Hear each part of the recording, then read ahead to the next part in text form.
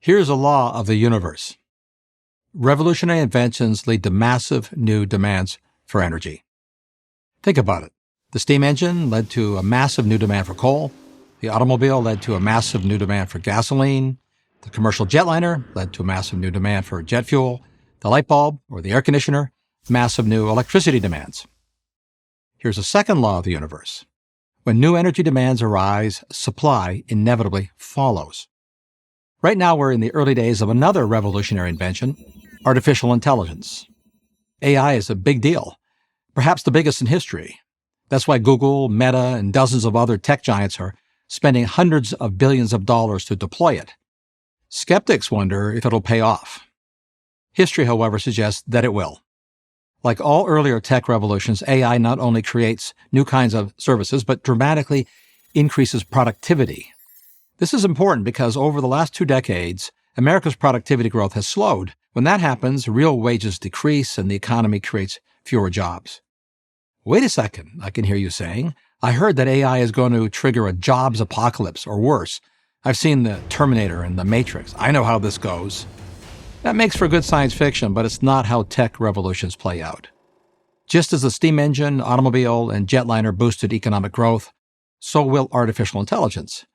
It's hard to predict exactly how, which scares some people, but odds are high that history will repeat. But where will the energy come from to power this latest energy-guzzling technology? Well, that question comes up with every revolutionary invention. It came up when coal use jumped more than 400% during the first half of the 19th century. Many feared coal supplies would run out as steam engines, the key feature of the Industrial Revolution, powered factories and ships. But the coal supply and the economic boom kept, booming. More recently, the 3 decades following World War II saw oil use triple as more people bought automobiles and flew in airplanes and air-conditioned their homes. In 1977, President Jimmy Carter warned, we could use up all the proven reserves of oil in the entire world by the end of the next decade.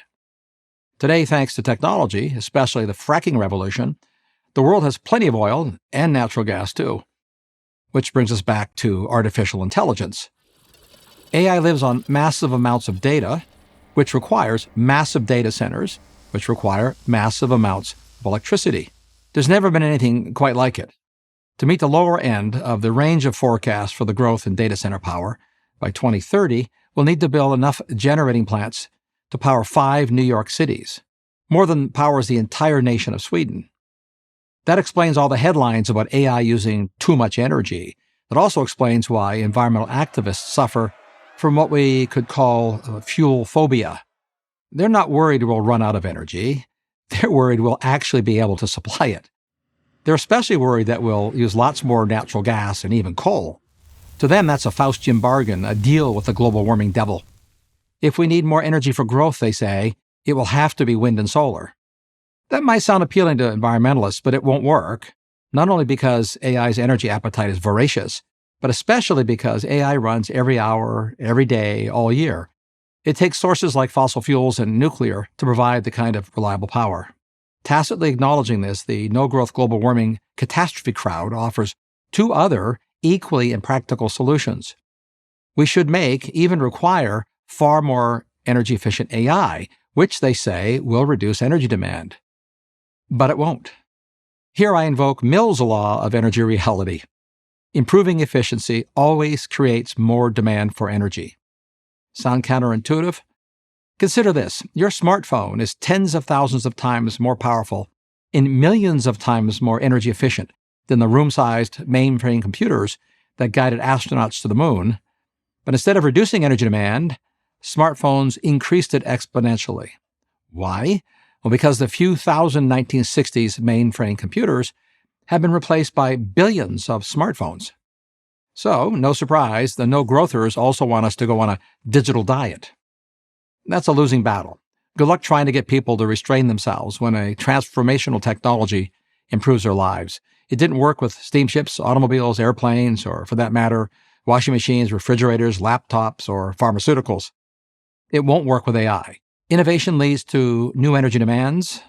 New energy demands lead to new supply. And efficiency democratizes the innovation. That's just how our universe works. It's called progress. I'm Mark Mills, author of The Cloud Revolution and Executive Director of the National Center for Energy Analytics for Prager University. Thank you for watching this video. To keep PragerU videos free, please consider making a tax-deductible donation.